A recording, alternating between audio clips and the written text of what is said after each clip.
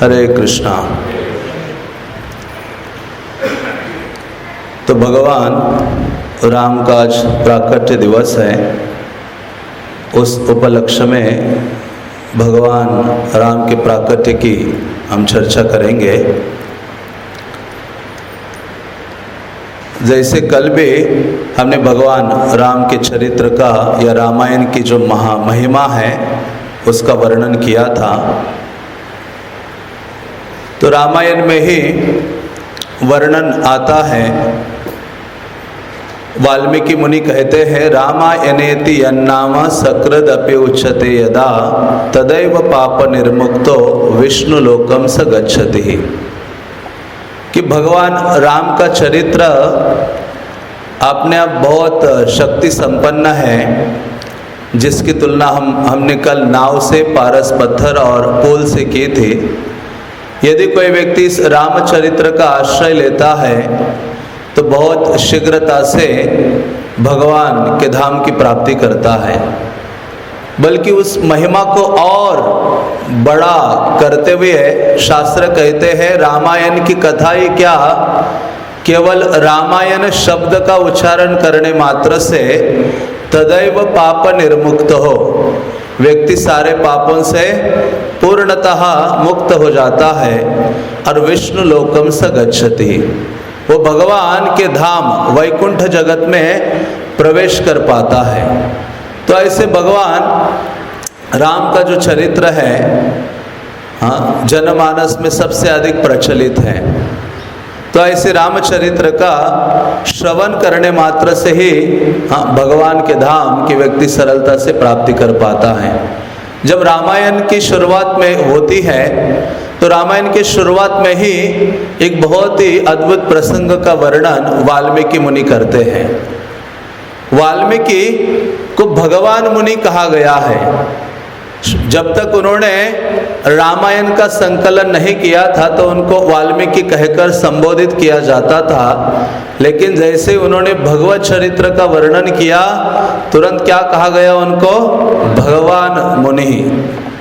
भगवान बादरयान, जैसे व्यासदेव को भी बादरायन कहा जाता है भगवान, क्योंकि उन्होंने भगवान के दिव्य चरित्र का बहुत ही सरलता से वर्णन किया है। तो ऐसे दिव्य कथा को सुनने का लाभ क्या है? तो ऐसा वर्णन करता है रामायण सबसे शुरुआत के अध्यायों में वो एक ऐसे व्यक्ति की कथा वर्णन करता है। वो कहता है कि कि एक व्याध था जिसका नाम था कलिक, कलियुग के शुरुआत में ही। और वो कहते हैं, आसितो पुरा कलियुगे कलिको नाम लुब्धकः। कलियुगा के शुरुआत में ही कलिक नाम का एक व्याध था, लेकिन उसकी समस्या क्या थी, परदारा परद्रव्य हरणे सततम रतः परनिंदा परो नित्यम। तीन चीजों में वो युक्त था और ये तीनों चीजें जीवन को नष्ट कर देती है, आध्यात्मिक जीवन को भी और भौतिक जीवन को भी। पहली चीज क्या कहते हैं, वो परदारा, वो व्याध था लेकिन दूसरे के पत्नी से आसक्त था। दूसरे के स्त्रियों से आसक्ति बनाए रखना वो आध्यात्मिक जीवन को विनष्ट कर देती है। और उसका मूर्तिमान उदाहरण कौन है, रावण है। वो भगवान राम की जो भार्या है उनके प्रति इतना आसक्त। वास्तव में ये जो रावण का परिवार है वो लस्ट फैमिली है, मतलब काम से मोहित परिवार है। कितनी अद्भुत बात है कि रावण सीता के पत्नी के प्रति आसक्त था, काम मोहित, और रावण की बहन शूर्पणखा किससे आसक्त थी, राम के प्रति। तो शास्त्र कहते कि ऐसा ये काम मोहित परिवार है। बल्कि वाल्मीकि कहते हैं कि ये रामायण से काम का हनन हो जाता है। काम रूपी शत्रु, काम का मूर्तिमान स्वरूप रावण है, रामायण के द्वारा उसका मानो हनन हो गया है। जैसे महाभारत की रचना व्यासदेव ने की तो महाभारत में प्रमुख शत्रु कौन है, दुर्योधन है, और वो अहंकार का प्रतीक है। तो महाभारत के द्वारा अहंकार की प्रताड़ना होती है। उसी प्रकार से रामायण के द्वारा किसकी प्रताड़ना होती है? काम रूपी शत्रु की प्रताड़ना होती है। हाँ, क्योंकि वास्तव में पूरा काम के कारण ही इतनी बड़ी रामायण की घटना घटी है। तो रामायण की शुरुआत में उस व्याध का वर्णन आता है, कलि का, जो वास्तव में दूसरों की स्त्री, परदारा परद्रव्य, दूसरों की स्त्री से आसक्त रहना और परद्रव्य, दूसरों का धन के प्रति आसक्ति बनाए रखना। दुर्योधन, हाँ, दुर्योधन दूसरे के धन के प्रति तो लालयित था। तो कहते हैं ऐसे ये दो उसके अंदर दुर्गुण थे उस कलिक नाम व्याध के अंदर। और तीसरी क्या चीज क्या थी? परनिंदा परो नित्यम, दूसरों की निंदा करने की प्रवृत्ति। आगे चलकर हम सुनेंगे मंथरा का जब वर्णन चर्चा करेंगे, तो ये जो परनिंदा है किस प्रकार से कृष्ण से हमारा कनेक्शन काट देती है।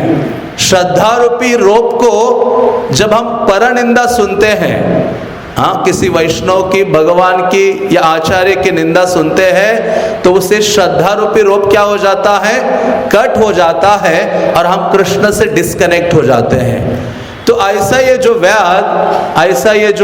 व्याध था, जो इन चीज़ों में आसक्त था और सदैव दूसरों को पीड़ा देना, ब्राह्मणों को मारना, देवताओं के जो मंदिरों में डोनेशन बॉक्स है वो चुरा के ले जाना, तो मतलब सब प्रकार के पापों में वो मग्न था।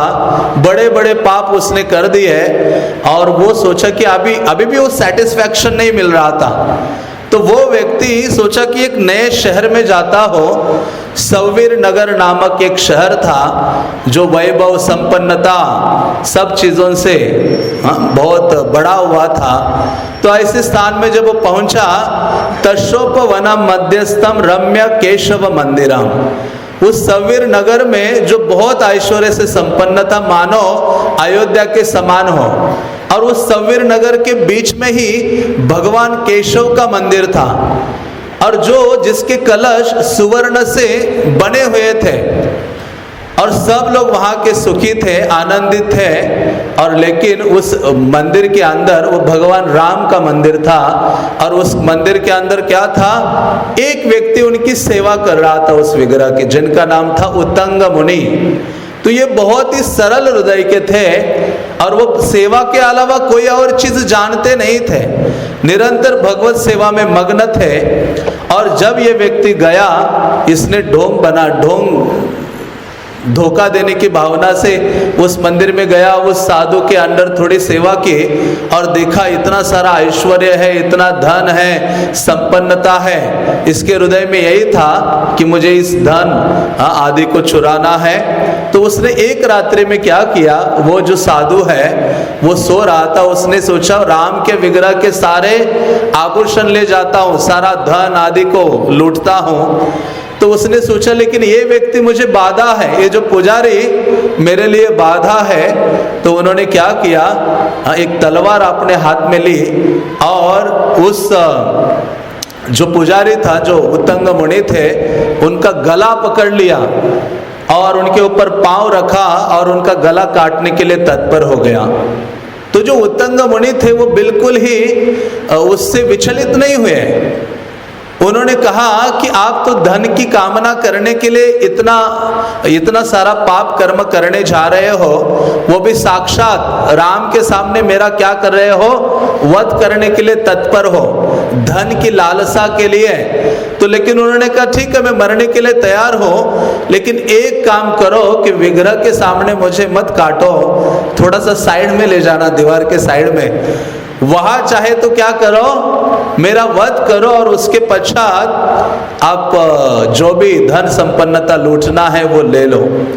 तो उन्होंने कहा, वो साधु कह रहा था कि जो साधु का स्वभाव है वो कभी दूसरों से ईर्ष्या और द्वेष नहीं रखता है, और वो उनका कोई कितना ही बुरा करे फिर भी उनके प्रति ईर्ष्या और द्वेष की भावना या बदले की भावना रखता नहीं है। इसलिए तो भागवतम में देवताओं से भी श्रेष्ठ किसको कहा गया है, वैष्णव को कहा गया है।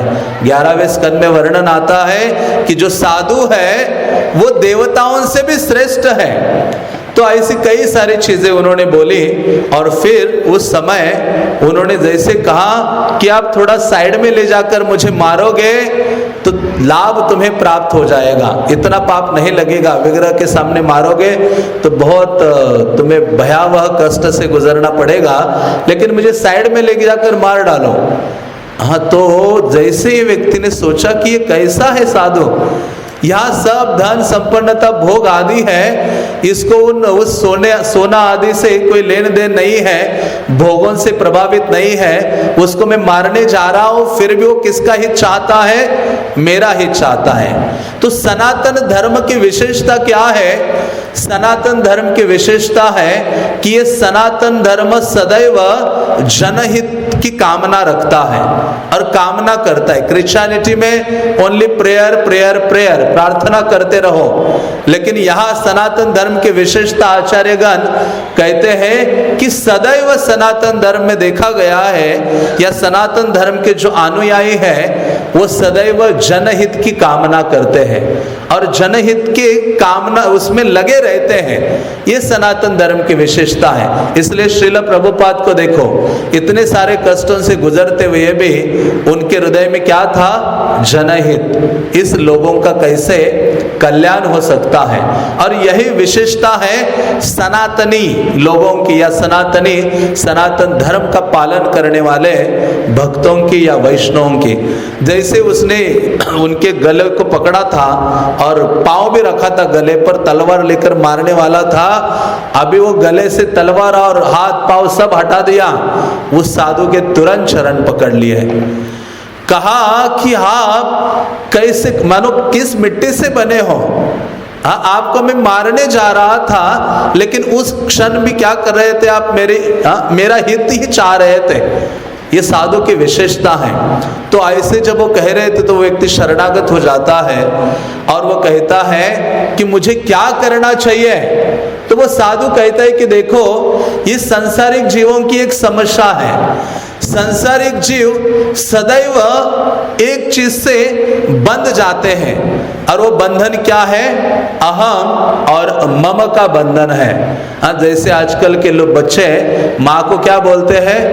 मम कहते हैं ना, मम इधर आओ, मम उधर जाओ। तो मानो पहले से बंधे हुए हैं अहम और मम। तो रामायण में एक श्लोक आता है, मम माता मम पिता मम भार्या ममात्मजः ममेदमिति जंतूनाम ममता बाधते वृथा। कि व्यक्ति को मम माता, मेरी माता, मेरा पिता, मेरी भार्या, मेरे सारे पारिवारिक जन, ममेदमिति जंतूनाम, जंतुना मतलब जीव, तो जीव जो है ममता से बंध जाता है। इसके कारण से वो भगवत शरणागति को स्वीकार नहीं कर पाता।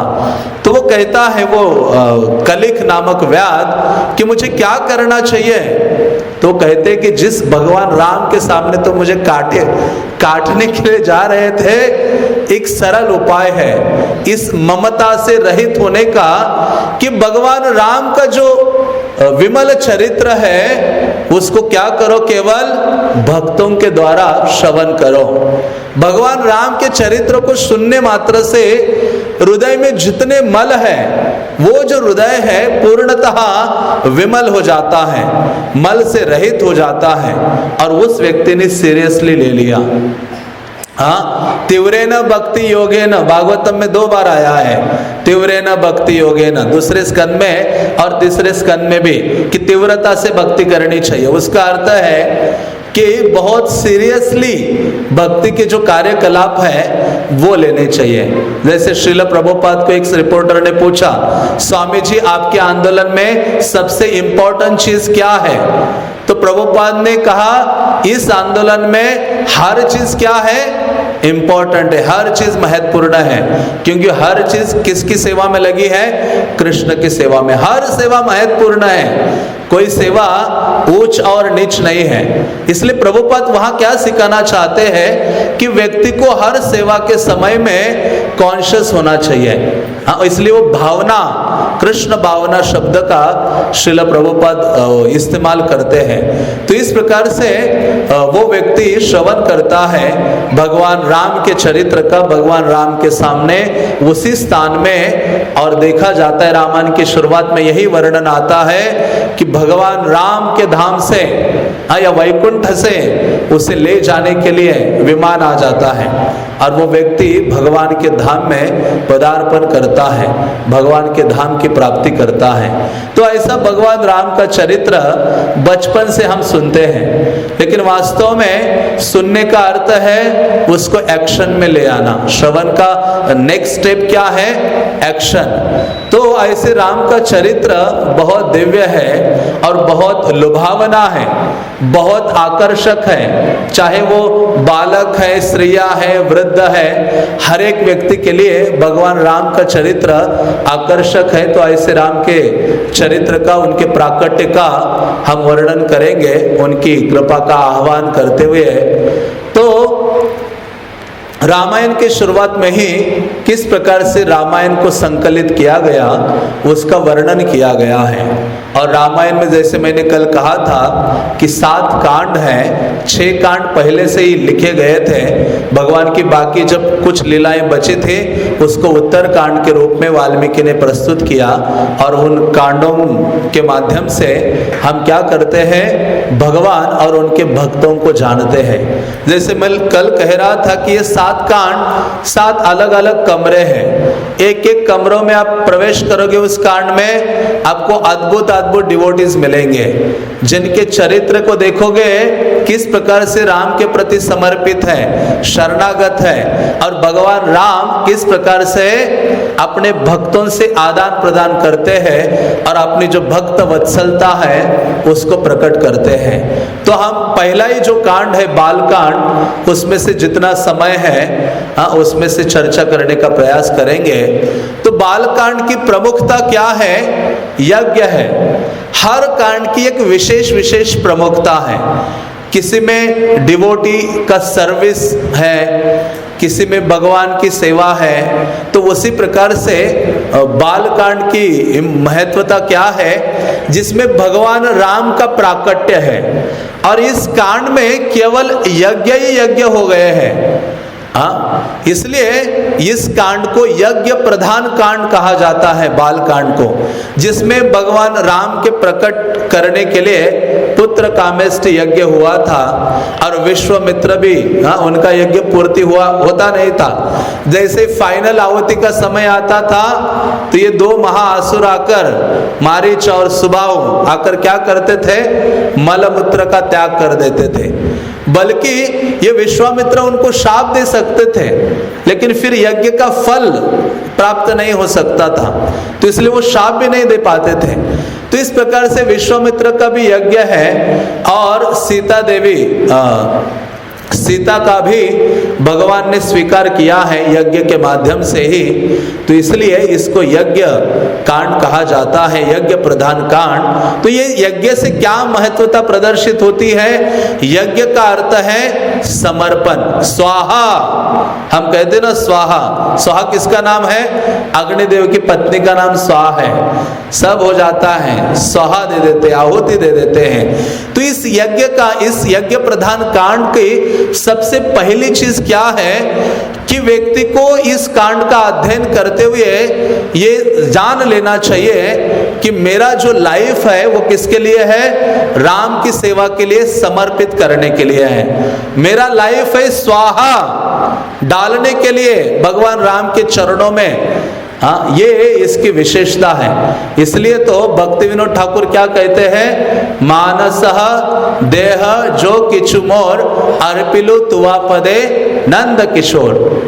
तो मानस जो कुछ है, हे कृष्ण मैं आपके चरणों में अर्पित कर रहा हूं। तो इस प्रकार से इस कांड में प्रवेश करने का अर्थ है कि व्यक्ति को तत्पर हो जाना चाहिए कि मुझे अपना लाइफ लाइफ भी क्या, प्रतिदिन के जो एक्टिविटीज है वो किसको समर्पित करनी है?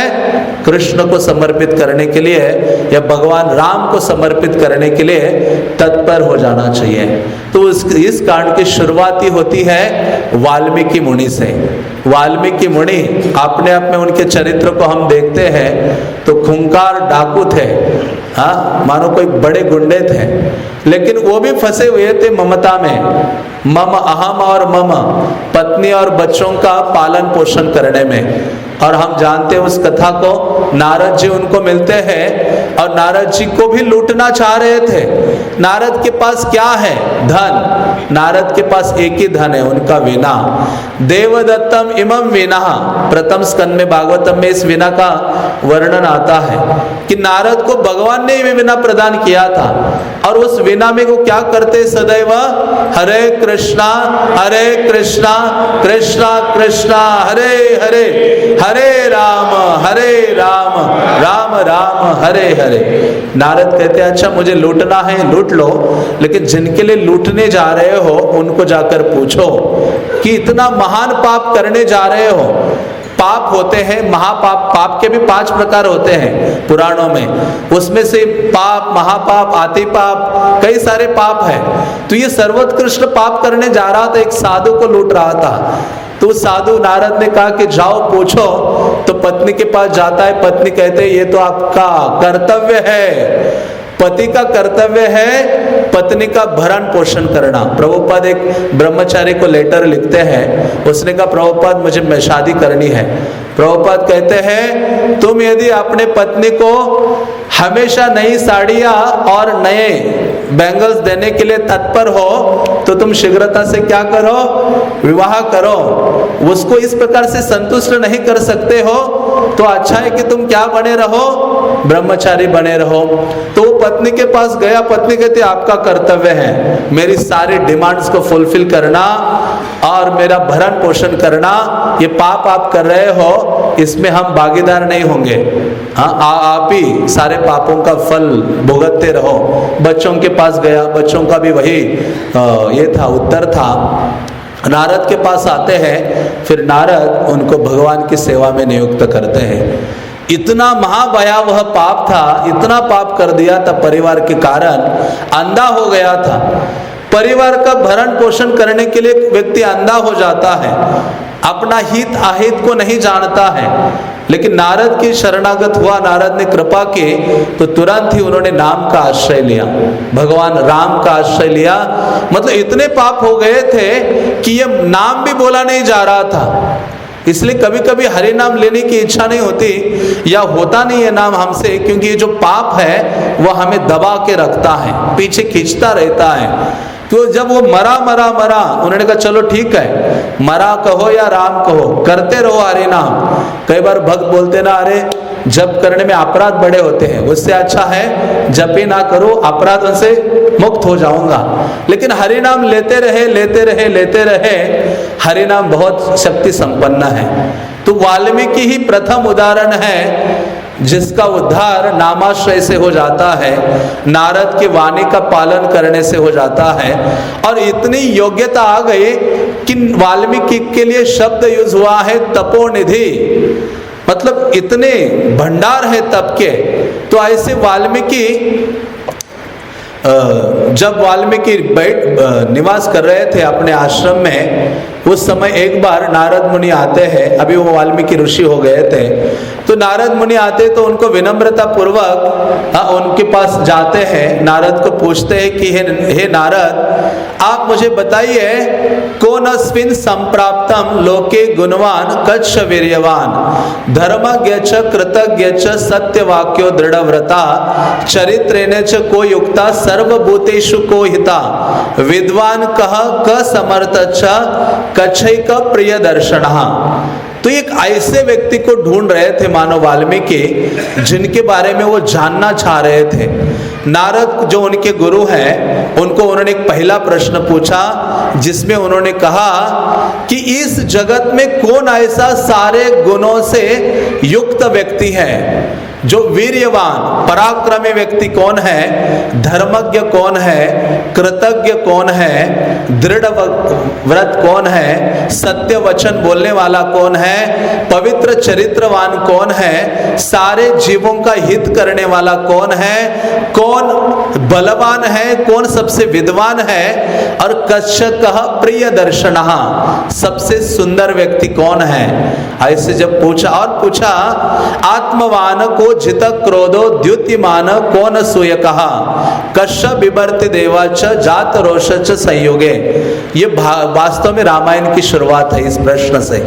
वो कह रहे हैं कि कौन है आत्मवान। आत्मवान का अर्थ है जिन्होंने सारे इंद्रियों को वश में कर लिया है और विशेष रूप से मन को जिसने कंट्रोल किया है। जित क्रोध कौन है, कौन बहुत तेजस्वी है, कौन है ईर्ष्या से रहित, और कौन ऐसा व्यक्ति है देवता उनको देखने मात्र से भयभीत हो जाते हैं, कांपने लगते हैं। जब ये प्रश्न पूछा, ये इतना लंबा प्रश्न था, तो नारद मुनि तुरंत बोल उठते हैं, कहते हैं इक्ष्वाकु वंश प्रभो रामो नाम जने श्रुतः, कि एक ही पर्सनालिटी है इन सारे गुणों से युक्त संपन्न, और वो कौन है, भगवान श्री राम। भगवान श्री राम के तो कहते हैं कि भगवान श्री राम ही है, हाँ, जो इक्ष्वाकु वंश में प्रकट हुए हैं, जिनमें ये सारे गुण हैं। बुद्धिमान, नीतिज्ञ, शोभायमान, शत्रु के संहारक हैं, जिनके बड़े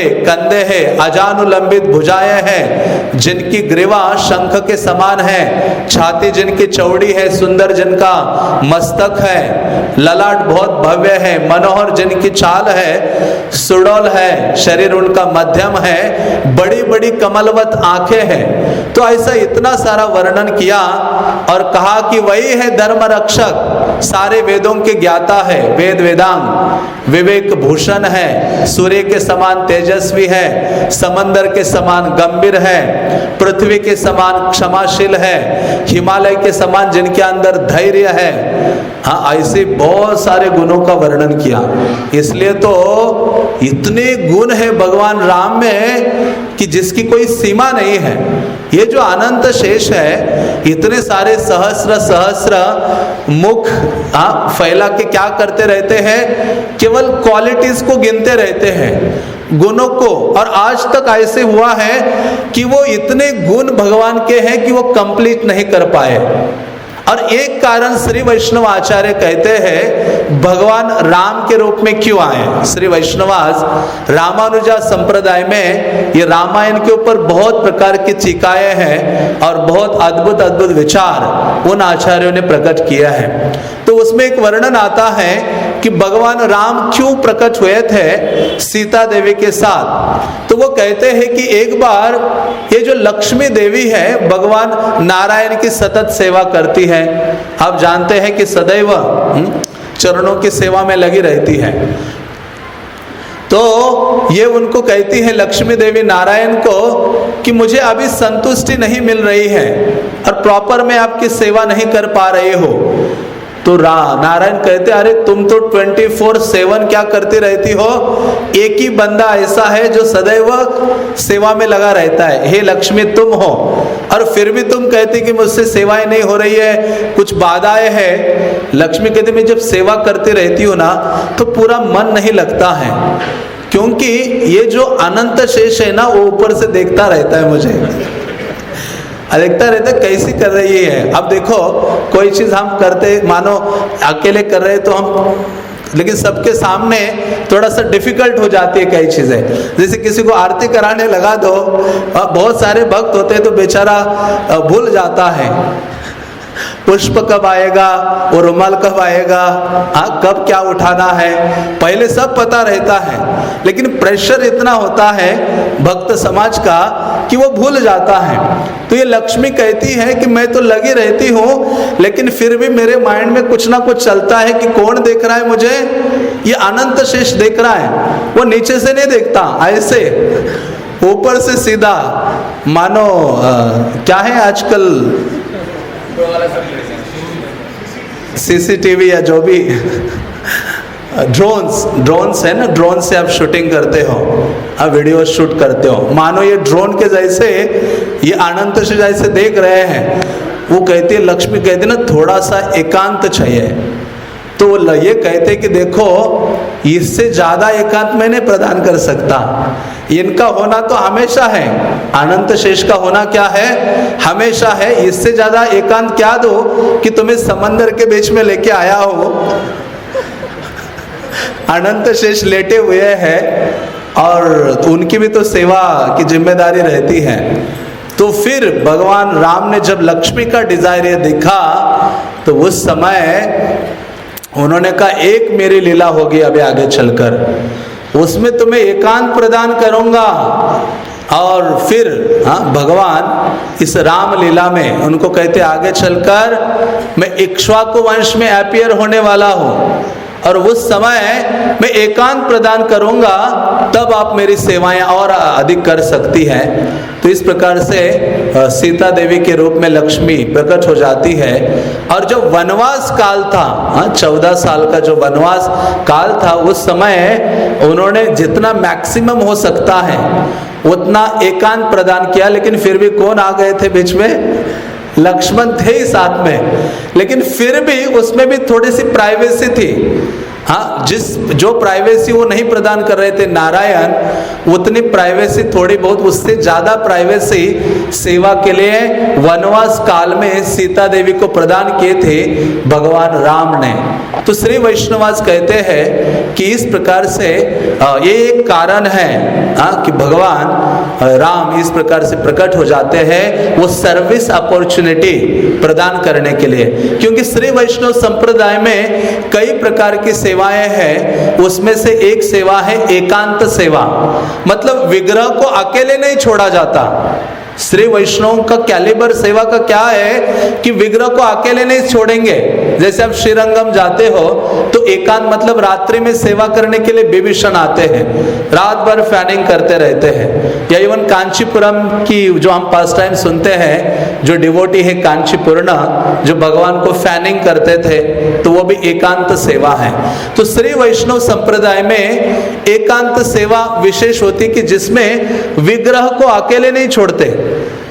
जैसे मुस्लिमों ने श्रीरंगम पर अटैक किया तो रंगनाथ भगवान को लेकर भक्त लोग दौड़ रहे थे, उत्सव विग्रह नम्मालवर जिनको नम्म पेरुमल कहा जाता है, उनको लेके दौड़ रहे थे। मुस्लिम उनके पीछे थे, 4 डिवोटीज दौड़ रहे थे उस विग्रह को लेकर। सोचा कि कैसे उनकी रक्षा की जाए इस विग्रह की, और विग्रह को अपने प्राणों से भी अधिक मानते हैं, मतलब प्राण देने के लिए तत्पर है विग्रह की सेवा के लिए। तो जब वो दौड़ रहे थे, कहा कि एक ही उपाय हो सकता है कि एक गड्ढा हो और उसके अंदर डीटीज को ले जाए और ऊपर से ढक देंगे तो विग्रह सुरक्षित रह सकते हैं। तो उस समय वो डिवोटीज दौड़ते दौड़ते गए, बहुत जल्दी में गड्ढा खोदा और वो 4 डिवोटीज थे, तो 4 आपस में फाइट कर रहे थे। नहीं प्रभु जी, मैं पहले जाऊंगा उस विग्रह के साथ। मतलब विग्रह को अकेले नहीं छोड़ते हैं, वहां विग्रह के साथ हमेशा सेवक होना चाहिए उनकी सेवा के लिए। क्योंकि भगवान विग्रह के रूप में प्रकट होते हैं, मानो एक बालक है, बालक को सदैव असिस्ट सेवा कोई करने वाले की आवश्यकता होती है। उसी प्रकार से विग्रह वो अपॉर्चुनिटी देते हैं सेवा का, उस सेवा के द्वारा व्यक्ति उनसे आसक्त हो जाता है। तो वहां ये नहीं हो रहा था कि प्रभु जी आप सीनियर हो, आप गड्ढे में कूदो पहले, आप सीनियर फर्स्ट, ऐसे नहीं, कोई भी हो। जो चारों आपस में लड़ रहे थे कि मैं जाऊंगा विग्रह के साथ, फाइनली एक डिवोटी को भेजा, उन्होंने विग्रह का आलिंगन किया और उनके ऊपर क्या डाल दिया, मिट्टी डाल दी, और भगवान को मानो एक प्रकार से उन्होंने सुरक्षा प्रदान की और अपना समर्पण, अपनी शरणागति और किस प्रकार से भगवान प्राणों से भी अधिक प्रिय है उसको उन्होंने प्रदर्शित किया। तो जब ऐसे ही नारद मुनि ने सारे गुणों का वर्णन किया जो अनंत शेष उन गुणों को गान करते हैं, फिर नारद मुनि ने संक्षिप्त रूप में रामायण का वर्णन किया। संक्षिप्त रूप में रामायण सुना डाली पूरी। माहेश्वरी। हाँ, जिस प्रकार से व्यासदेव को नारद मुनि ने क्या सुनाया था, भागवत संक्षिप्त रूप में प्रदान किया था। ये नारद मुनि प्रमुख बहुत महत्वपूर्ण है हमारे इस संप्रदाय में। सारी प्रोमिनेंट शिक्षा गुरु है एक प्रकार से, सारी शिक्षा ये नारद से आ रही है। नारद मुनि ने संक्षिप्त रूप में व्यासदेव को सिखाया भागवत के जो तत्व है, उसी प्रकार से नारद ने वाल्मीकि को सारे रामायण सुना डाले और उनसे चलने की अनुमति मांगकर नारद मुनि चले जाते हैं और आकाश मार्ग से भ्रमण करते हैं, निकल जाते हैं। तो ऐसे वाल्मीकि मुनि भरद्वाज जो उनके शिष्य हैं, एक बार भ्रमण कर रहे थे तमसा नदी के तट पर और कहा कि हे भरद्वाज, रमणीयम प्रसन्नाम्बो सन मनुष्य मनो यथा। वो तमसा नदी को जब देखा, कहा कि इस नदी का जल कितना पवित्र है, ये मानो उस प्रकार से है जैसे सत मनुष्य का मन जितना पवित्र होता है वैसा ही ये जल है, यहाँ कीचड़ नहीं है। तो इस प्रकार से उन्होंने कहा कि हे भरद्वाज, आप मेरे वस्त्र और मेरा जो कलश है वो सब यहाँ रखो, मैं यहाँ स्नान करूँगा। और ऐसा बोलकर वाल्मीकि मुनि विचरण करने लगे। वाल्मीकि मुनि जब विचरण कर रहे थे तो वाल्मीकि मुनि ने क्रौंच पक्षी का जो जोड़ा है आपस में बहुत मधुर बातें कर रहा था, वो उनको सुनाई दे रहा था। और वाल्मीकि में योग्यता थी, पक्षियों का क्या है लैंग्वेज को वो समझ सकते थे। इवन कई के फादर भी उनमें ये योग्यता थी कि वो पक्षियों का जो भाषा है वार्तालाप उसको समझ सकते थे। तो इस प्रकार से जब वो देखा कि दोनों क्रौंच पक्षी आपस में वार्तालाप कर रहे, चर्चा कर रहे हैं और समागम के लिए तत्पर हो रहे हैं, तो उसी क्षण जो निषाद है, मानो बहेलिया है, वो एक बाण छोड़ता है और जिसके द्वारा एक जो पक्षी है उसका मृत्यु हो जाती है और वो गिरकर खून से लथपथ होकर गिर पड़ता है, तड़पने लगता है। और दूसरी जो पत्नी जो मादा पंछी है वो उसके पास बैठकर विलाप करने लगती है, जोर जोर से करुण स्वर में क्रंदन करने लगती है। तो ये जब वाल्मीकि मुनि ने देखा तो उनके हृदय में बहुत दया की भावना जागृत हो गई, क्योंकि साधु का स्वभाव है। देवहूति को कपिल क्या कहते हैं, जो गौण लक्षणों का वर्णन करते भक्त के, तो कपिल कहते हैं तितिक्ष्वहा कारुणिकः सुहृदः सर्वदेहिना अजात शत्रवो शांता साधवः साधुभूषणः। तो जो दया करुणा का भाव है इनके अंदर आया। जैसे मैं कल कह रहा था कि राम के अंदर एक गुण बहुत प्रमुख है, करुणा का। इसलिए सीता देवी उनको जब भी पुकारते थी तो क्या बोलती थी, हे करुणा निधान। तो इस प्रकार से जब वाल्मीकि ने देखा तो बहुत दया की भावना आई। वे बोले ये तो अधर्म है।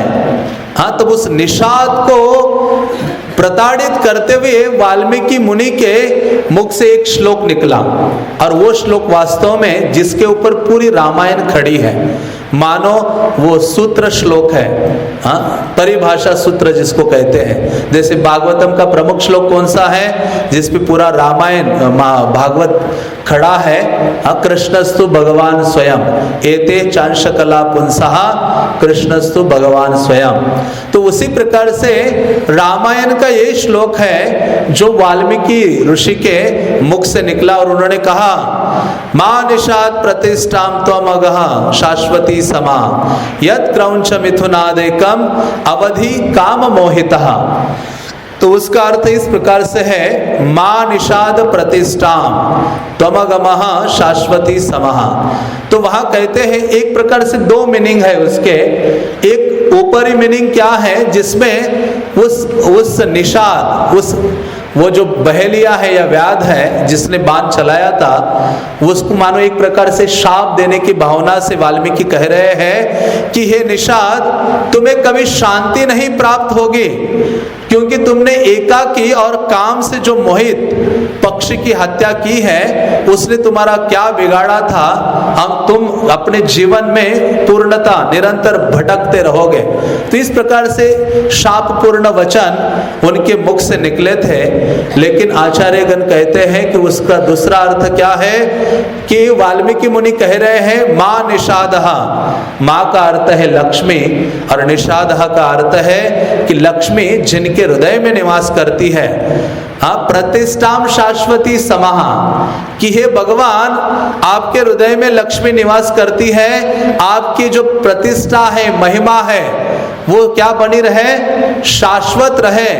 और वो कहते हैं यत् क्रौंच मिथुनादेकम अवधि काम मोहिता। तो वहां वाल्मीकि मुनि क्रौंच पक्षी की तुलना जो काम से मोहित है उसकी तुलना किससे करते हैं, रावण से करते हैं।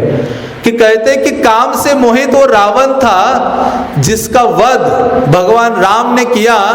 जैसे वो गिर पड़ा, तो उसी क्षण मंदोदरी आती है और उनके पास क्या करती है, विलाप करती है, रोने लगती है।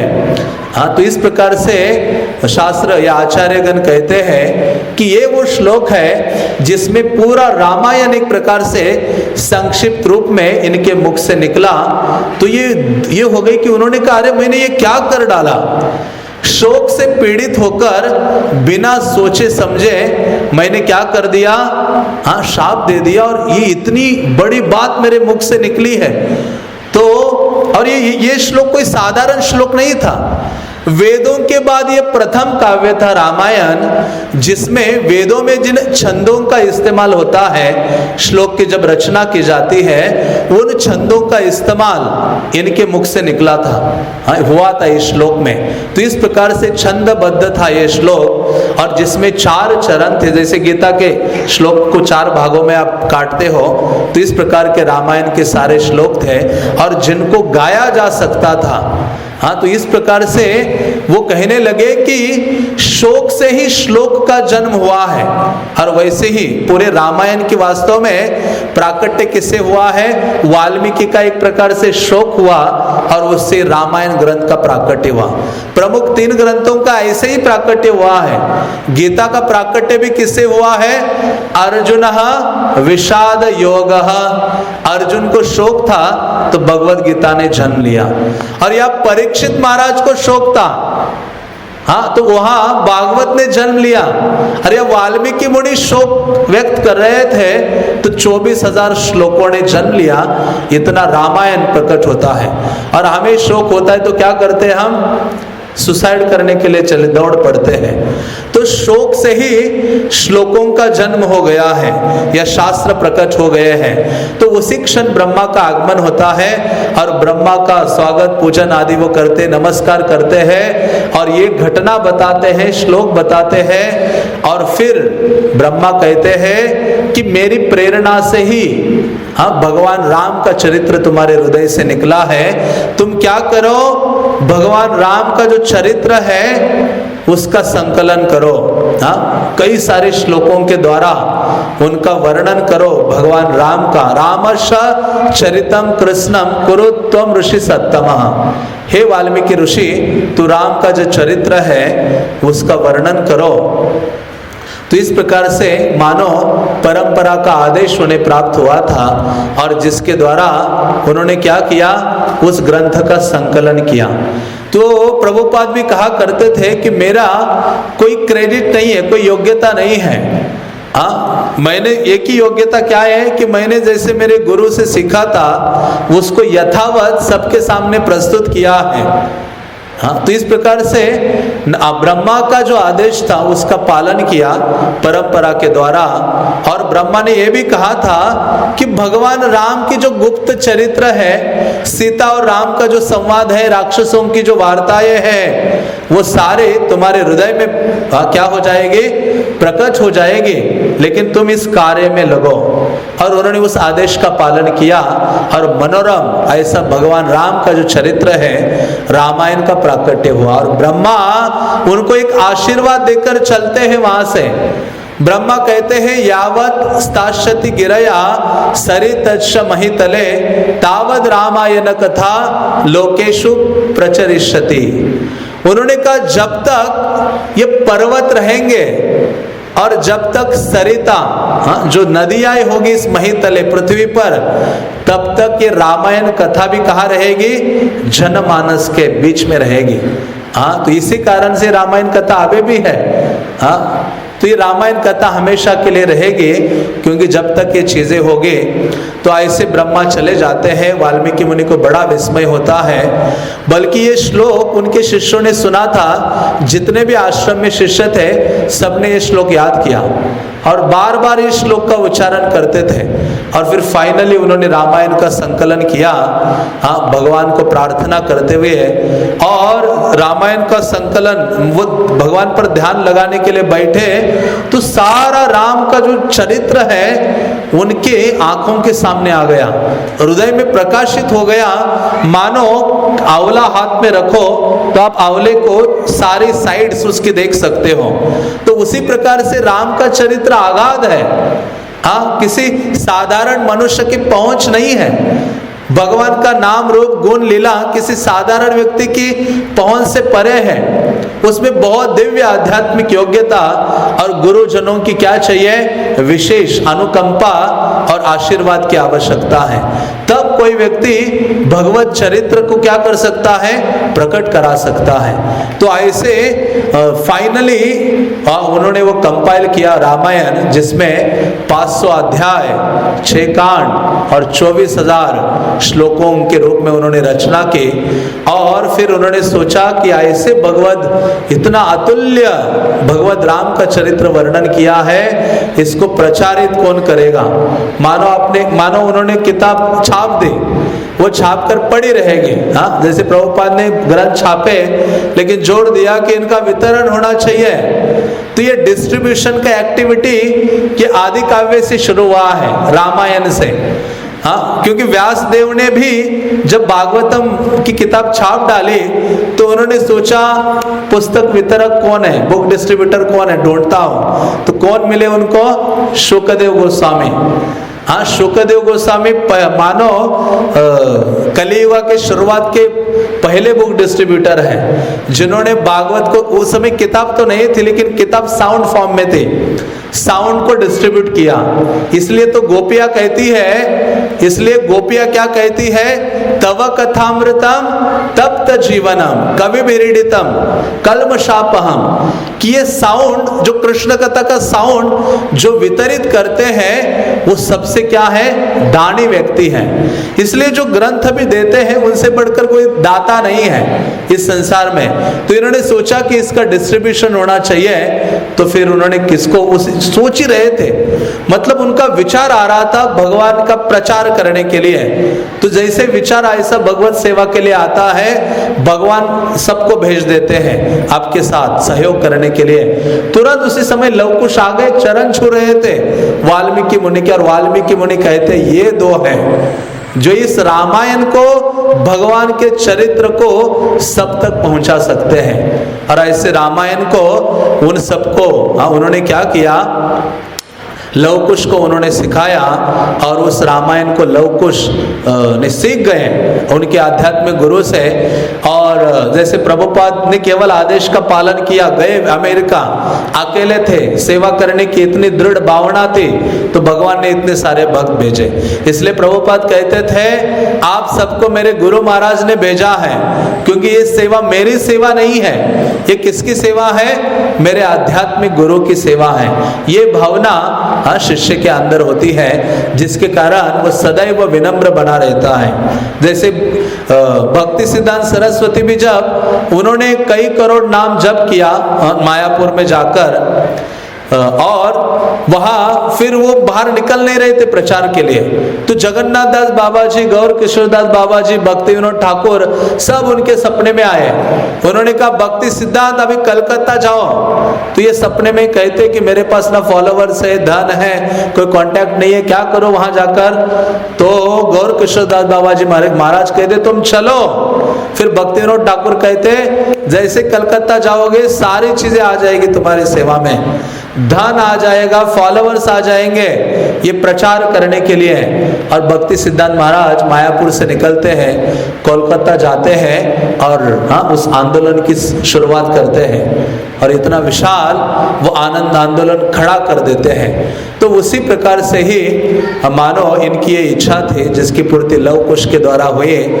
और ये दोनों बहुत ही मधुर कंठ और अद्भुत शक्ति धारण करने वाले थे, वेदों में पारंगत थे, जिन्होंने इस महान काव्य को सीखा और जिसका गान करने लगे सब जगह।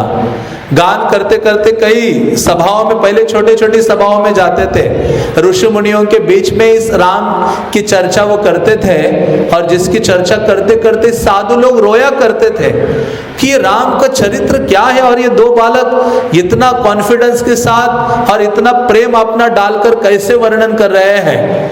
तो ऐसा जब वो सुनते थे साधु लोग, उनकी समाधि भंग हो जाते थे और वो आनंदित हो जाते थे, उनकी प्रशंसा करते थे। लव कुश को गिफ्ट में कई चीजें देते थे, कोई मृग चर्म देता था, कोई थोड़ा सा धन देता था, कमंडलू देता था, योग्य पवित्र आदि देता था। और ऐसे ही एक बार ये अयोध्या के गलियों में भी ऐसा ही गान करने लगे और ये भगवत चरित्र का आवाज किसके कान में पहुंच गई? प्रभु राम के, साक्षात भगवान राम के कान में ये आवाज, क्योंकि ये गाया करते थे, ये आवाज पहुंच गई। तो उन्होंने कहा उनको बुलाओ। भगवान राम अपना ही चरित्र सुनने के लिए इनको बुलाते हैं और बुलाकर सुवर्ण आसन प्रदान करते हैं। दोनों को आसन में बिठाते हैं और सबको बोलते हैं, हे मंत्रियों, जितने उनके सगे संबंधी थे, मंत्री थे और प्रजाजन थे, सबको बिठा देते हैं। और मानो इनका, जैसे मैंने लास्ट टाइम भी कहा था कि ये रामायण का पहला पंडाल प्रोग्राम, पहला रामायण पंडाल प्रोग्राम कहा हुआ, राम कथा, तो वो कहा हुआ था राम के दरबार में ही, अयोध्या में ही। तो ये रामायण की शुरुआत अयोध्या से हुई है और जिसके श्रोता अयोध्या वासी हैं और अयोध्या के जो मुकुटमणि है भगवान राम, विनम्रता का भावना। इसलिए वाल्मीकि मुनि जब वर्णन करते राम का कि कैसे वो बैठे थे सुनने के लिए, कहते हैं तन्मय तया और दूसरा कहते अनसूय वे, मतलब ईर्षा से रहित होकर और पूर्ण रूप से तन्मय होकर वो सुनने के लिए बैठे थे। और राम ये आदर्श है, अपने चरित्र को कैसे सुना जाए, इसके लिए वो आदर्श है। तो जैसे इन्होंने गान करना शुरू किया, इतने रोमांचित हो गए राम, इतने आनंदित हो गए। वो राजा है तो पहले तो बड़े आसन में बैठे थे ऊंचे, लेकिन जैसे जैसे भगवत चर्चा शुरू हो गई, राम का वर्णन शुरू हो गया, तो वैसे वैसे भगवान राम इतने खींचे जा रहे थे, अपनी कथा से इतने खींचे जा रहे थे कि राम को पता नहीं चला कि कब वो सिंहासन से नीचे बैठे, फिर और जो सीढ़ियां हैं, सीढ़ियों से चढ़कर सिंहासन पर बैठते थे, वो पहले सीढ़ी में आ गए, दूसरे में आ गए, आगे ऐसे करते करते कहाँ आकर बैठ गए? लव कुश जहाँ व्यास आसन पर बैठे थे उनके सामने राम इतने तन्मय हो गए थे और ऐसे बैठकर एक चित्त होकर, एक मन होकर श्रवण कर रहे हैं। तो सब पूरा जो सभागृह है वो आश्चर्यचकित हो गया था कि कैसा ये भगवत चरित्र है। तो ऐसे भगवत चरित्र के प्रति ऐसा दिव्य आकर्षण व्यक्ति को जागृत करने का प्रयास करना चाहिए। तो लव कुश ने ऐसे रामायण की कथा वर्णन उन्होंने शुरू किया। उन्होंने कहा कि ये जो काव्य हम चर्चा करने जा रहे हैं, ये विशेष वंश परंपरा में अवतरित हुए भगवान राम का गुणगान है। और हे श्रोताओं, आप ईर्ष्या रहित होकर इसका श्रवण कीजिए और अपने हृदय में दोष दृष्टि की जो भावना है उसको खदेड़ कर फेंक दीजिए और तब बैठ जाइए भगवान राम के चरित्र को सुनने के लिए। क्योंकि जब ईर्ष्या का भावना रखते हो तो आप उसको श्रवण नहीं कर पाते हो, और जब आप दोष दृष्टि की भावना होती है तो आप वास्तव में क्लास में नहीं हो। तो इस प्रकार से रामायण की शुरुआत में ही लव कुश कहते हैं ईर्ष्या को हटा दो और दोष देखने की जो भावना है, दोष दृष्टि, उसको क्या करो, अलग कर दो। बल्कि रामानुजाचार्य ने बहुत अच्छे 12 चीजें बोली हैं। जैसे हम सुनते हैं कि 6 प्रकार के वैष्णव अपराध हैं। हंति निंदन्ति वैद्वेष्टि वैष्णवानाम नाभिनंदन्ति, कि उनको मारना, वैष्णव को देखकर प्रसन्न नहीं होना, वैष्णव की निंदा करना। तो इस प्रकार से कई 6 प्रकार के हैं। तो रामानुजाचार्य उसमें और 12 ऐड करते हैं। रामानुजाचार्य कहते हैं कि कैसे हम दोष बुद्धि रखते हैं और ये दोष बुद्धि बाहर चली जानी चाहिए। तो कहते हैं कि इस प्रकार से भी हम अपराध कर सकते हैं। तो कहते हैं पहला है जन्म निरूपण। जन्म निरूपण मतलब किसी का देखना कि ये तो लो कास्ट, नीचे, निम्न जन्मा है, शूद्र क्लास में जन्मा है, ये तो ब्राह्मण नहीं है। भक्तों में भी हम ऐसे जब जन्म दोष देखते हैं तो वो भी क्या बन जाता है, अपराध हो जाता है, वैष्णव अपराध। दूसरा रामानुजाचार्य कहते हैं शरीर निरूपण। शरीर निरूपण का अर्थ है कि वो शरीर मानो दूसरे स्पेसिस में है। जैसे हनुमान है, हनुमान भी हम कहेंगे वो बंदर है, लेकिन वो क्या है, वो भगवान राम के सेवक है। तो इस प्रकार से शरीर भेद भी आप देखते हो तो भी आप अपराधी हो जाते हो। और तीसरा है भाव निरूपण। भाव निरूपण कहते अरे तो छोटा सा बच्चा है, ये क्या भक्त है। मानो कोई बच्चा बहुत अच्छा भक्त है, लेकिन अगर ये तो बच्चा है, बचकाना है इसका, तो उसके प्रति भी हम अपराध कर बैठते हैं। तो वह उदाहरण देते कि ध्रुव भी छोटा बालक ही था, प्रहलाद भी छोटा बालक था, लेकिन वो भगवान के महान भक्त थे। तो इस प्रकार से कभी भी इस भेद बुद्धि को या दोष बुद्धि को वैष्णव समाज में हमें ज्यादा लाना नहीं चाहिए। जब ऐसे भेद बुद्धि दोष बुद्धि को लाते हो तो धीरे धीरे वो भेद बुद्धि दोष बुद्धि कब बढ़ जाती है और कब आप गुरु वैष्णव में, आचार्यों में उन दोषों को देखने लगते हो और भेद करने लगते हो जो आपके आध्यात्मिक जीवन का विनाश करने के लिए तत्पर हो जाती है, ऐसी भेद बुद्धि। तो रामानुजाचार्य चौथी चीज बताते हैं आश्रम निरूपण। आश्रम निरूपण का अर्थ है ये सोचना कि ये ब्रह्मचारी, गृहस्थ, वानप्रस्थ, सन्यास ये श्रेष्ठ आश्रम है। इसके अनुरूप क्या करना, भेद करना, और जिसके कारण आप क्या करते हो, अपराध कर बैठते हो। 5वीं चीज वो कहते हैं अव्यय निरूपण। अव्यय का अर्थ है किसी भक्त का बॉडीली डिफेक्ट है, मानो आंख नहीं है या पाउट नहीं है या कुछ बॉडीली पार्ट डिफेक्ट है, उसके कारण भी हम क्या करते हैं, उसके प्रति ऐसी दृष्टि और ऐसी भावना रखते हैं और वो दृष्टि, वो भावना क्या बन जाती है, वो भी वैष्णव अपराध में कन्वर्ट हो जाती है। और एक है आलस्य निरूपण। आलस्य निरूपण का अर्थ क्या है कि आहार निद्रा भय। मानो भक्तों के समाज में हो और किसी भक्तों को देख रहे और आप एक ही चपाती खाते हो, अरे ये भक्त कैसे 8 रोटी तोड़ रहा है, ये तो दीक्षित भक्त है, ये तो सीनियर भक्त है, इसको तो भोजन कम करना चाहिए। फीस्ट के दिन 4 रसगुल्ले खाता है, 15 चपाती चबाता है।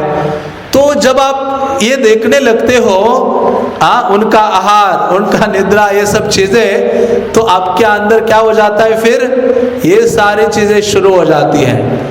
फिर आपका नष्ट होना क्या है, निश्चित है। उसको आलस्य निरूपण रामानुजाचार्य कहते हैं। और 7वीं चीज वो कहते हैं दास निरूपण। दास निरूपण का अर्थ है कि आप जब धाम आदि में जाते हो तो आप केवल उनको बहुत रिस्पेक्ट देते हो कि हाँ ये धामवासी है, उन्हीं को ही बहुत रिस्पेक्ट देना, लेकिन बाकियों को आप नेगलेक्ट करने लगते हो।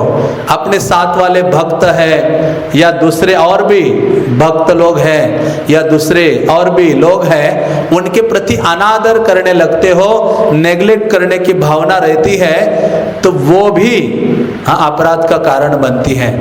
और 8वीं है बंधु निरूपण। बंधु निरूपण का अर्थ है कि जब हम परिवार में होते हैं, परिवार में कोई दीक्षित भक्त है तो उसका इतना वैल्यू नहीं करते हम, ये तो मेरा भाई है, हाँ ये तो मेरी पत्नी है, या ये मेरा बच्चा है, हाँ उसको हम उसके प्रति अपराध जितने मर्जी करो तो हम सोचते नहीं चलेगा, ये तो मेरा भाई है। लेकिन फिर भी हमारा एक रिलेशन है उसके साथ अभी, क्या कि वो वैष्णव है, हाँ तो उससे भी आपको छुट्टी नहीं है। और 9वीं चीज है प्रकाश निरूपण। रामानुजाचार्य कहते हैं प्रकाश निरूपण का अर्थ है कि व्यक्ति केवल आचार्यों को आदर देता है लेकिन बाकियों को नेग्लेक्ट करता है, तो वो भी उचित नहीं है।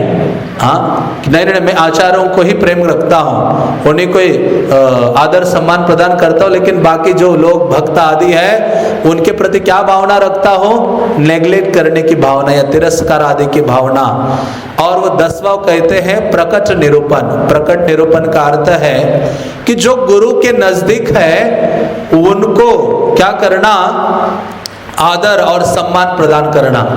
बाकी सारे नजदीक के जो भक्त हैं उनको हम कहते ये तो नॉर्मल भक्त है, हाँ उससे भी क्या हो जाता है, आध्यात्मिक जीवन के लिए बाधा खड़ी हो जाती है। फिर आपको जप करना भारी पड़ता है, शास्त्रों को समझना भारी पड़ता है, सेवा में मन लगाना भारी पड़ता है। और जो 11वीं चीज रामानुजाचार्य कहते हैं वर्तन निरूपण। वर्तन निरूपण का अर्थ है किसी की सेवा को देखकर उसका आदर सम्मान करना, कि उसको जज करना, अरे इसकी सेवा छोटी है उसकी सेवा बड़ी है, जज करने लगते हो आप। और जिसके कारण क्या करते हो, उस भक्त के प्रति दोष और भेद बुद्धि का प्राकट्य आपके हृदय में होता है और वो आपके आध्यात्मिक जीवन में बाधा बन जाता है। और 12वीं चीज रामानुजाचार्य आखिरी कहते हैं दोष निरूपण। दोष निरूपण का अर्थ है कि जो हमारे वैदिक ग्रंथों में जो हिस्टोरिकल पर्सनालिटीज हुए हैं उनके प्रति उनके दोष निकालना। क्या ये पांडव कैसे है, एक स्त्री से 5 लोगों ने शादी किया, अरे तुम्हें क्या प्रॉब्लम है, तुम अपने स्त्री को संभाली नहीं चाहती, तुम्हें क्या प्रॉब्लम है। हमारा ऐसा ऐसा पागल मन होता है, ऐसे ऐसे चीजें सोचता है, ऐसे ऐसे प्रश्न करता है कि जो हिस्टोरिकल पर्सनालिटीज है उनमें नाना प्रकार के दोष देखने लगता है। तो इसलिए जीव गोस्वामी इसका कंक्लूजन देते हैं कि व्यक्ति को भगवत धाम जाना है तो उसके लिए 2 ही चीजें काफी हैं। जीव गोस्वामी कहते हैं पहली चीज है ध्यान पूर्वक अटेंटिव हरे कृष्णा कृष्णा कृष्णा हरे हरे, हरे राम राम राम हरे हरे। तो जीव गोस्वामी कहते पहली चीज है भगवत धाम जाने के लिए कि ध्यान पूर्वक भगवान के नामों का जप करना। और दूसरी चीज जीव गोस्वामी कहते हैं कि जितना आप अटेंटिव वो हरि नाम करने के लिए है उतना ही अटेंटिव होना चाहिए भक्तों से क्या करने में, डीलिंग करने में, व्यवहार करने में। ये 2 चीजों में आप अटेंटिव रहोगे तो आप सरलता से भगवान का जो धाम है उसमें क्या करोगे, प्रवेश कर पाओगे। इसलिए लव कुश कहते हैं कि ऐसी भेद बुद्धि दोष दृष्टि को साइड में रखो और भगवान के इस चरित्र गाथा को सुनो। और ऐसी भावना ग्रंथ का अध्ययन करने में भी होनी चाहिए। तो शास्त्र हमें रिवील होता है, बहुत जल्दी क्या होता है, चीजें समझ में आने लगती है और हमारे हृदय में, हमारे मन में वो बैठ जाती है। तो ऐसे लव कुश वर्णन करने लगते हैं कि शरयू के तट पर कौशल जनपद में प्रचुर धन धान्य समृद्ध ऐसा एक नगर था और उस नगर का नाम क्या था, अयोध्या। क्या नाम था, अयोध्या। जोर से बोलिए, अयोध्या। जैसे वृंदावन शब्द बोलने से आप वही आध्यात्मिक चाम चले जाते हो। वृंदावन का जब महात्म्य वर्णन आता है पुराणों में, रूप गोस्वामी ने मथुरा महात्म्य ग्रंथ लिखा है जिसमें उन्होंने ब्रज की महिमा का वर्णन किया है। उसमें वो कहते वृंदावन वृंदावन कहने मात्र से आप योग्यता प्राप्त करते हो वैकुंठ आध्यात्मिक जगत जाने की। उसी प्रकार से ये अयोध्या कोई साधारण नाम नहीं है, भगवान का अपना निवास स्थल है। तो ऐसे अयोध्या नाम नगरी तत्रासित लोक विश्रुतः मनुना मानवेंद्रेण या पुरी निर्मिता स्वयं। वो कहते कि ऐसी ये जो अयोध्या नगरी है, अयोध्या मतलब कोई योद्धा उसको भेद नहीं सकता, उसको उसके पार नहीं जा सकता, इसलिए उसका नाम क्या था? अयोध्या था। हाँ, तो ऐसे अयोध्या का वर्णन करते हैं, वो कि राजमार्ग का बहुत सौंदर्य का वो वर्णन करते हैं। और वर्णन करते करते वो कहते हैं कि वहाँ इक्ष्वाकु वंश में धर्म परायण एक राजा थे जिनका नाम सारे गुणों से संपन्न राजर्षि दशरथ महाराज थे। दशरथ उसका अर्थ है 10,000 महारथियों को भी पराजित करने का जिनमें सामर्थ्य है, उनको क्या कहा गया है? दशरथ कहा गया है। जो अति प्रेम से अपने प्रजा का पालन करते थे। हाँ, मानो अपने संतान का जितनी तन्मयता के साथ केयरफुली लालन पालन करते हैं, वैसी ही भावना से दशरथ महाराज अपनी प्रजा का पालन करते थे। और वहां के जो प्रजाजन है सबसे सौभाग्यशाली प्रजाजन थे अयोध्या के। तस्मिन् पुरवरे रिष्टः धर्मात्मनो बहुश्रुता, कि रिष्टः मीन्स बहुत आनंदित थे, अत्यधिक आनंदित, नरा तुष्टा धने स्वेसेर। वो कहते सारे लोग पूर्णतः संतुष्ट थे। हाँ, कोई व्यक्ति लालचित नहीं था, सारे संयमी लोग वहां निवास कर रहे थे। और सारे लोगों के शरीर पर हमेशा चंदन का लेप होता था, कोई अपवित्र चीज खाता नहीं था, हमेशा दान देने की प्रवृत्ति थी, सब लोग आभूषण धारण करते थे। और सभी के माथे पर क्या होता था? मुकुट होता था। कलयुगा में आप रोड पे निकलोगे तो सबके माथे में क्या मिलेगा आपको? मुकुट। लेकिन वो कौन सा मुकुट है? हेलमेट रूपी मुकुट। हाँ, वहां तो सुवर्ण मुकुट धारण करते थे अयोध्या के निवासी, जिन्होंने सत्य और धर्म का आश्रय लिया था। तो ऐसे बहुत ही विस्तृत रूप से वर्णन करते हैं। कहते कि दशरथ महाराज ऐसा राज्य कर रहे थे, लेकिन एक चीज की कमी थी, और वो चीज हमारे जीवन में भी कमी है। किस चीज की कमी थी उनके जीवन में?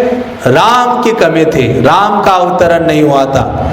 और हमारे जीवन में भी किसका अवतरण नहीं हुआ है? भगवान राम का अवतरण नहीं हुआ है। तो वहां वो कहते हैं कि सब कुछ होने के बावजूद भी उनके पास पुत्र नहीं था। हाँ, उनकी रानियां कई है, कौशल्या है, सुमित्रा है और 300 रानियां थी। लेकिन इतना सब कुछ होने के बावजूद भी उनके पास पुत्र नहीं था, क्योंकि विवाह का मतलब क्या है? शास्त्र कहते हैं पुत्रार्थे क्रियते भार्या। हाँ, भार्या पत्नी क्यों चाहिए? पुत्र प्राप्ति करने के लिए चाहिए। विवाह का पहला उद्देश्य है पुत्र चाहिए। और पुत्र क्यों चाहिए? पुत्रः पिंड प्रदायते, पुत्र क्या करेगा? पिंड प्रदान करेगा, और ये जो वंश परंपरा है उसको सुव्यवस्थित रूप से आगे ले जाएगा।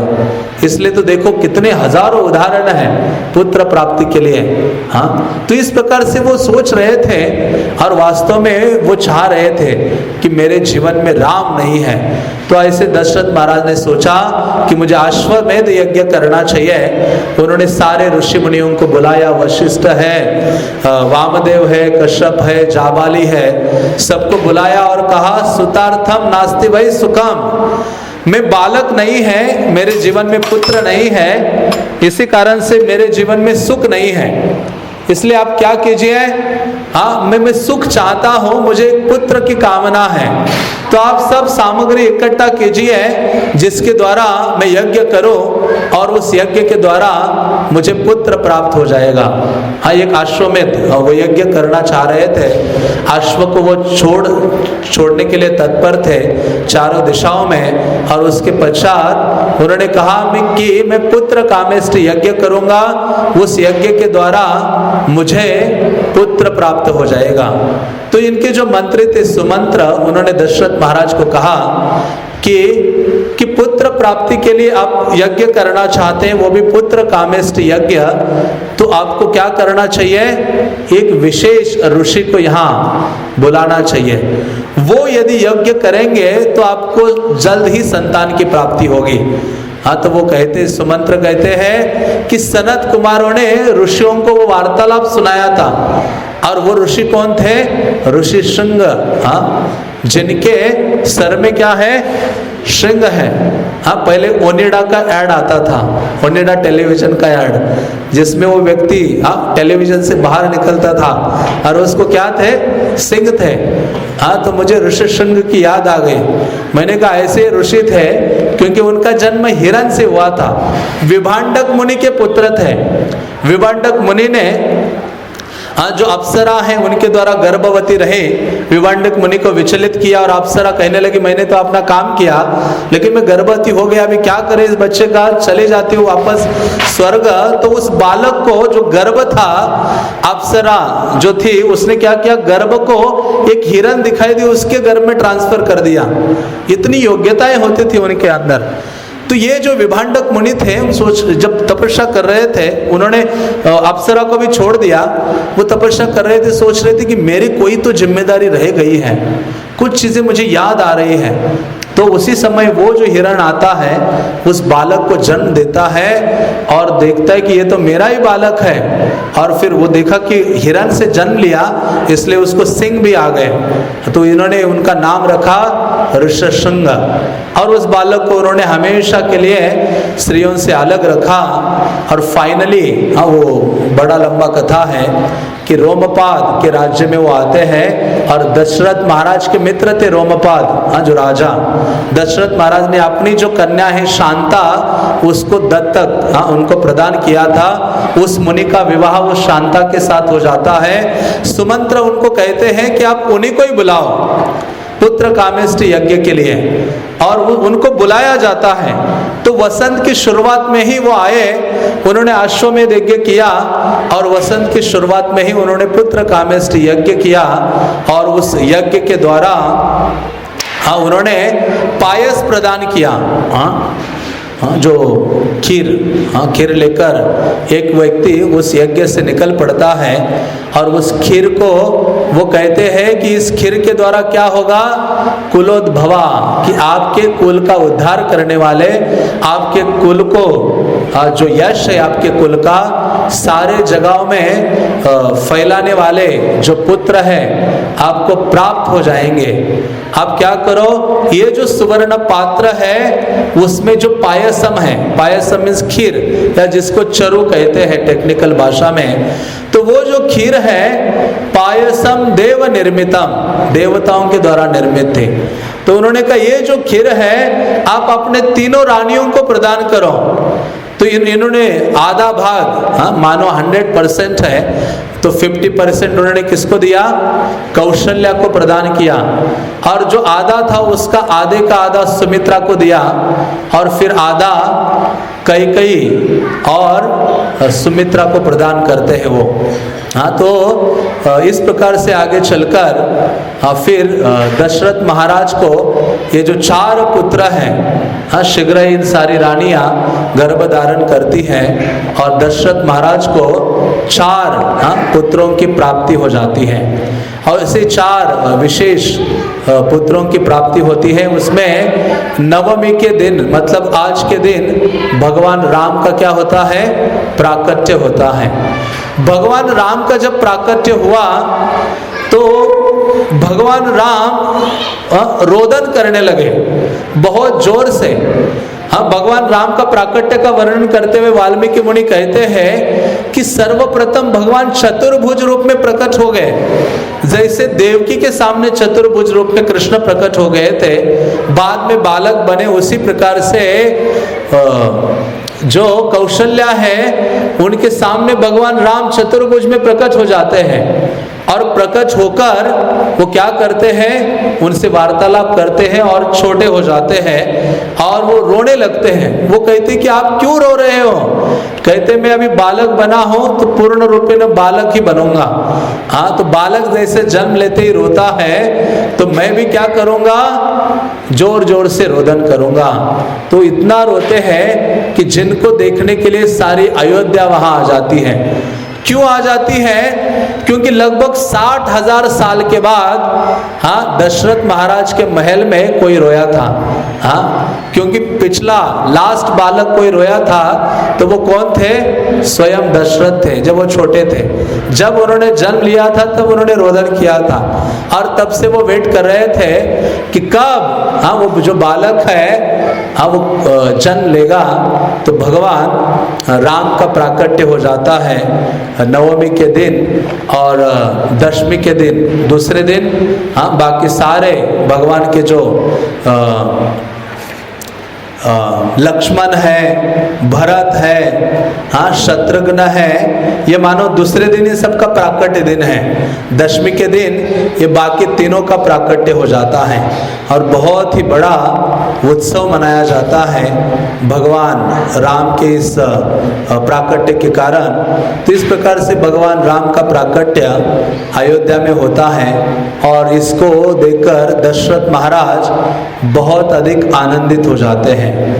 दशरथ महाराज के आनंद की सीमा नहीं रहती है और उनका लालन पालन करते हैं दशरथ महाराज और हमेशा भगवान राम के स्मरण में नित्य रूप से लगे रहते हैं।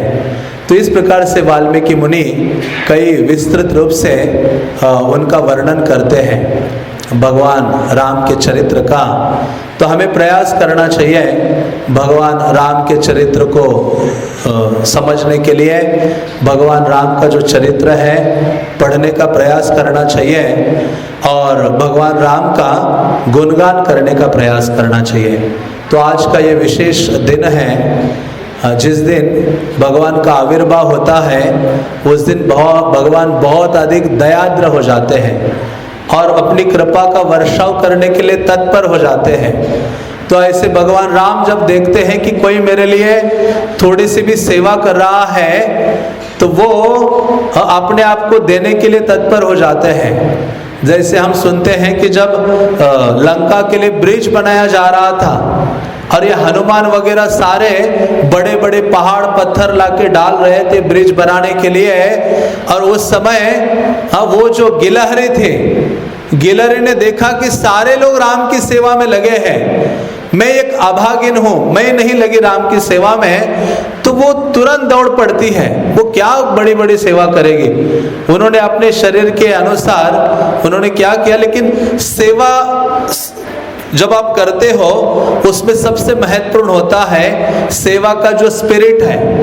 हाँ, सेवा से आसक्त नहीं होना है, सेवा करने का जो स्पिरिट है हाँ उससे आसक्त होना है या वो स्पिरिट डेवलप करना है। सेवा तो आपकी बदलती रहेगी लेकिन आपके पास वो सेवा करने का सदैव स्पिरिट होना चाहिए।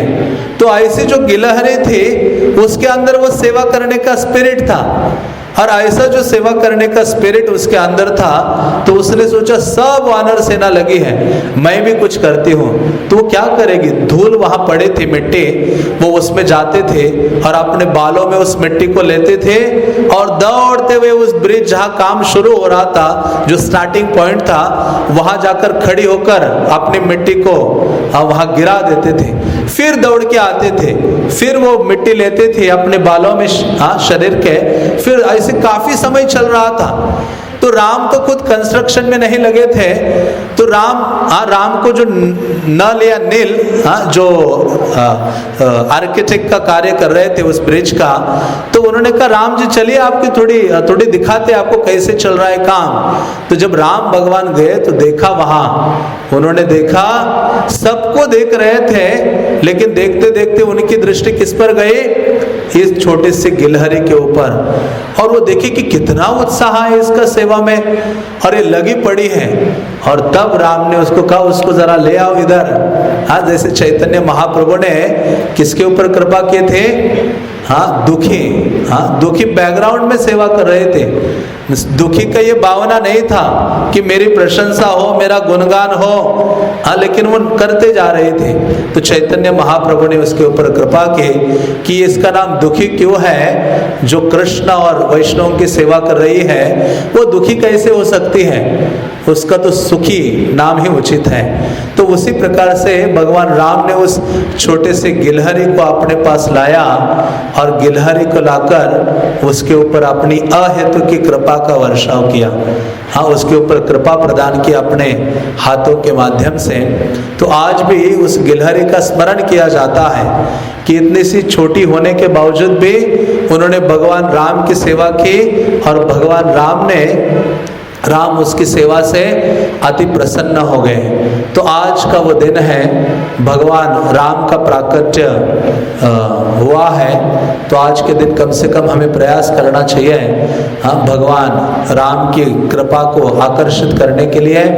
और उनकी कृपा को हम आकर्षित कर पाते हैं जब उनकी महिमा का हम प्रचार करते हैं, और श्रील प्रभुपाद को और जो वर्तमान आचार्य गण हैं उनको असिस्ट करने का प्रयास करते हैं। हरे कृष्णा कृष्णा कृष्णा हरे हरे, हरे राम राम राम हरे हरे। रामनवमी महामहोत्सव के, श्रील प्रभुपाद के, निताई गौर प्रेमानंदे। साक्षी प्रभु जी की